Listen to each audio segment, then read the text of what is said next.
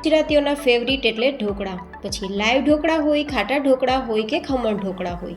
તો આજ ડિમ્પલ્સ ડિશીસમાં live ઢોકળાની recipe share થશે. દાળ ચોખાને પલાળ્યા વગર, આથા લઈ આવવાની ઝંઝટ વગર આપણે એકદમ રૂ જેવા પોચા, સ્પોન્જી અને એકદમ ટેસ્ટફુલ ઢોકળા ઇન્સ્ટન્ટ તૈયાર કરીશું. સાથે એકદમ ટેસ્ટી લસણની નવી રીતે ચટણી તૈયાર કરીશું. તો ચલો આવી ટેસ્ટી રેસીપી શરૂ કરીએ. તો આજે આપણે દાળ ચોખાને પલાળવાની ઝંઝટ વગર ઢોકળા તૈયાર કરીએ છીએ. તો મેં અહીંયા 2 કપ જેટલો ચોખાનો લોટ લીધો છે. ચોખાનો લોટ તમને પ્રોવિઝન સ્ટોરમાં મળી જશે, અને જો ના મળે તો ચોખાને દળીને લઈ શકો છો, અથવા તો ચોખાને 5-6 કલાક માટે પાણીમાં પલાળી પછી તેનું બેટર બનાવીને ઉપયોગમાં લઈ શકો છો. પણ ઇન્સ્ટન્ટ ઢોકળા તૈયાર કરવા માટે મેં આ રીતે તૈયાર લોટ ઉપયોગમાં લીધો છે.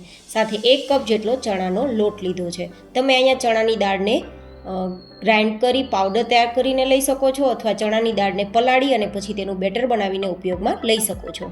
સાથે જે કપથી આપણે ચોખાનો અને ચણાનો લોટ લીધો છે તે જ કપથી આપણે 2 કપ જેટલું દહીં અથવા તો ખાટી છાશ ઉપયોગમાં લેશું.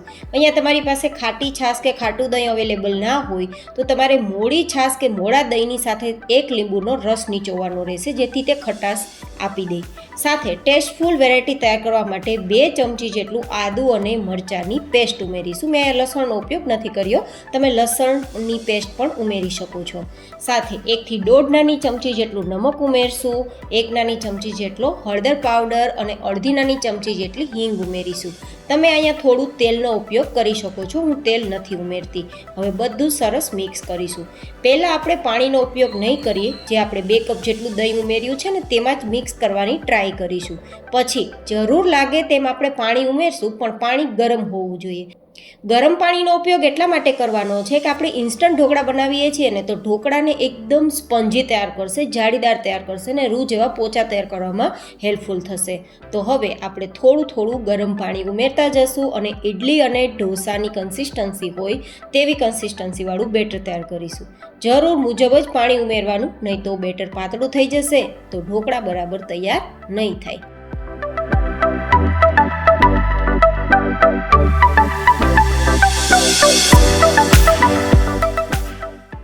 તો આ રીતે થોડું થોડું પાણી ઉમેરતા ગયા છીએ અને આ રીતનું બેટર આપણું તૈયાર થઈ ગયું છે.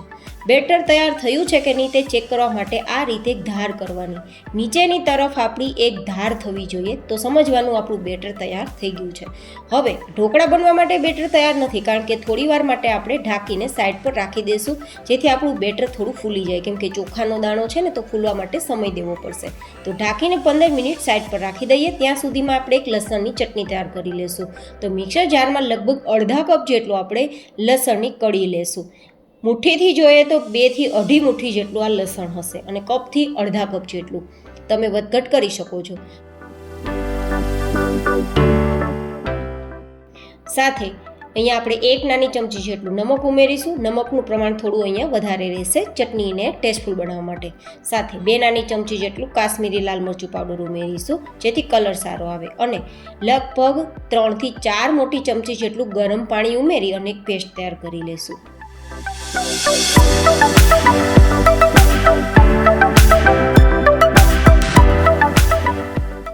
જો અત્યારે પેસ્ટ એકદમ સરસ તૈયાર થઈ ગઈ છે.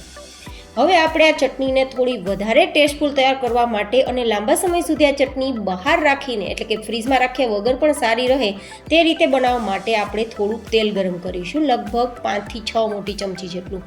તેલને એકદમ હલકું હલકું જ ગરમ કરવાનું અને ગેસની ફ્લેમ ધીમી રાખવાની. પછી એકદમ ચટાકેદાર કલર આપવા માટે 2 નાની ચમચી જેટલું કાશ્મીરી લાલ મરચું આપણે થોડા હલકા ગરમ તેલમાં ઉમેરી દઈશું. અને પછી આપણે જે લસણની પેસ્ટ તૈયાર કરી છે ને તેને આપણે ઉમેરી અને સતત આ રીતે ચલાવીશું. તેલ ગરમ હોય ત્યારે લાલ મરચું પાવડર ઉમેરવાથી આપણી વેરાયટીનો કલર એકદમ લાલ ચટક આવે છે. તો આ પ્રોસેસ જરૂર કરજો તો કલર સારો આવે, પણ તેલનું ટેમ્પરેચર થોડું ડાઉન હોવું જોઈએ, જેથી લાલ મરચું બળી ના જાય. હવે આપણે સતત ચલાવીશું, ગેસની ફ્લેમ ધીમી રાખીશું અને આપણી આ ચટણીની ઉપર તેલ દેખાવા લાગે અને તેલના બબલ્સ થવા લાગે ત્યાં સુધી પકાવીશું. હવે આપણે આ ચટણીની સેલ્ફ લાઈફ વધારવા માટે અને થોડા સારા ટેસ્ટ માટે અડધી નાની ચમચી જેટલો વિનેગારનો ઉપયોગ કરીશું. તમે અહીંયા અડધા લીંબુનો રસનો ઉપયોગ કરી શકો છો. જો કે ખટાશ ઉમેરવી ઓપ્શનલ છે, ખટાશ ના ઉમેરો તો પણ વેરાયટી સારી જ બનશે, પણ થોડી સેલ્ફ લાઈફ વધી જશે અને તીખાશની સાથે થોડો ખાટો ટેસ્ટ આવે તો પણ વેરાયટીમાં એકદમ ટેસ્ટ સારો આવે. તો મેં થોડો અહીંયા ખટાશનો ઉપયોગ કર્યો છે. જેટલી ચટણી સરસ પાકશે તેટલી ચટણીનો ટેસ્ટ સારો આવશે અને ચટણીની સેલ્ફ લાઈફ વધી જશે. તો ત્યારે તમે જોઈ શકો છો કે ઉપર એકદમ તેલ દેખાવા લાગ્યું છે. ઇટ મીન્સ આપણી ચટણી તૈયાર થઈ ગઈ છે. તો ગેસની ફ્લેમ બંધ કરી દઈશું અને નીચે ઉતારી એકદમ ઠંડી કરીશું. હવે આગળની પ્રોસેસ કરવા માટે આપણે સ્ટીમર પ્લેટને તેલથી ચીકણી કરીશું. એકદમ હલકી હલકી તેલથી ચીકણી કરવાની, જેથી આપણા ઢોકળા તળીએ બેસી ના જાય. વધારે તેલ હશે ને તો ઢોકળા બેસી જશે. 15 મિનિટ પછી આપણું બેટર પણ સેટ થઈ ગયું છે. જો હું તમને બતાવું ને તો દાણો ચોખાનો જે છે ને તે એકદમ ફૂલી ગયો છે અને બેટર એકદમ લીસું તૈયાર થયું છે. જો એકદમ પરફેક્ટ આપણી બેટરની કન્સિસ્ટન્સી છે. આપણું બેટર નીચેની તરફ જતાં એક ધાર થાય છે, મતલબ આપણું બેટર એકદમ પરફેક્ટ છે. જો એક ધાર થાય તેવું બેટર ના હોય ને તો થોડું પાણી ઉમેરીને તમારે આ રીતે કન્સિસ્ટન્સી આપવી. હવે આપણે શું કરવાનું છે, એક પ્લેટ ઢોકળા થાય ને તેટલું બેટર આપણે અલગ વાસણમાં લેવાનું છે. અલગ વાસણમાં એક પ્લેટ જેટલું બેટર લીધા બાદ તેમાં 1/4 ટીસ્પૂન જેટલો આપણે ખાવાનો સોડા અથવા ઈનો ઉપયોગમાં લેશું અને તેને ફટાફટ ફર્મેન્ટેશન માટે આપણે થોડો વિનેગારનો ઉપયોગ કરીશું. તમે લીંબુના રસનો કે સાદા પાણીનો ઉપયોગ કરી શકો છો અને પછી ફટાફટ ચલાવી દઈશું. આપણે જેમ જેમ ઢોકળાની પ્લેટ ગેસ ફ્લેમ પર કે સ્ટીમર પ્લેટમાં મૂકતા જઈએ તેમ તેમ આપણે આ પ્રોસેસ કરતી જવાની. હું અત્યારે એક પ્લેટ જેટલું બેટર મેં તૈયાર કર્યું છે, જેને આપણે ચીકણી કરેલી સ્ટીમર પ્લેટ છે ને તેમાં આ રીતે પાથરી દઈશું અને સ્ટીમર પ્લેટમાં પણ અડધાથી થોડું ઉપર હોય ને તેટલું જ ભરવાનું, વધારે નહીં ભરવાનું, કારણ કે તેને ફૂલવા માટે થોડી જગ્યાની પણ જરૂર હોય છે. હવે ઉપર લાલ મરચું પાવડર ભભરાવતા જશું. ઉકળતા પાણીના સ્ટીમર કુકરમાં પ્લેટને મૂકી દેવાની અને પછી ગેસની ફ્લેમ એકદમ હાઈ રાખવાની, ઢાંકી દેવાનું અને 10 મિનિટ માટે આપણે કૂક કરવા છોડી દેવાનું. 10 મિનિટ સુધી આપણે ઢક્કણ ખોલશું નહીં.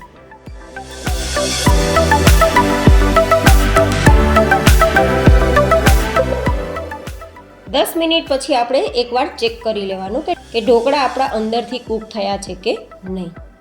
તો આ રીતે મેં એક સ્ટીકથી ચેક કર્યું છે તો સ્ટીક એકદમ ક્લિયર આવે છે, મતલબ ઢોકળા આપણા કૂક થઈ ગયા છે. તો આપણે ફટાફટ પ્લેટને નીચે ઉતારી લેશું અને આપણે જે પેલી પ્લેટ તૈયાર કરી હતી ને કુકિંગ સોડા ઉમેરીને, તેવી જ રીતે મેં બીજી પ્લેટ તૈયાર કરી છે, તેને આપણે મૂકી દઈશું. ગેસની ફ્લેમ હાઈ રાખશું અને ઢાંકી દઈશું અને આ પ્લેટને પણ 10 મિનિટ માટે કૂક થવા છોડી દઈશું. હવે જે તૈયાર થયેલી પ્લેટ છે ને તેને 1 મિનિટ માટે ઠંડી કરવા સાઈડ પર રાખશું અને પછી તેને ડીમોલ્ડ કરશું.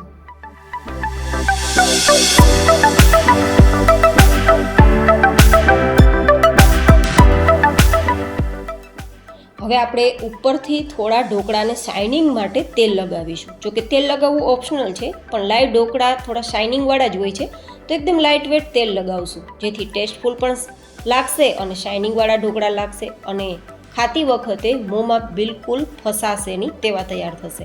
હવે પહેલાં આપણે સાઈડની કિનારીથી તેને ડીમોલ્ડ કરશું અને પછી આ રીતે કટ લગાવી દઈશું. એકદમ સ્પંજી એન્ડ રૂ જેવા પોચા આપણા ઢોકળા તૈયાર થયા છે. જો આરામથી ડીમોલ્ડ થઈ જાય છે, તમને બતાવું ને તો.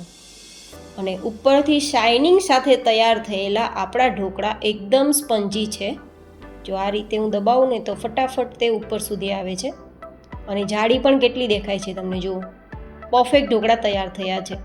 દાળ ચોખાને પલાળવાની ઝંઝટ વગર, આથો લઈ આવવાની ઝંઝટ વગર, રૂ જેવા પોચા એન્ડ સ્પંજી ચટપટી લસણની ચટણી સાથેના આપણા ઢોકળા તમને કેવા લાગ્યા કોમેન્ટમાં મને ફીડબેક જરૂર શેર કરજો.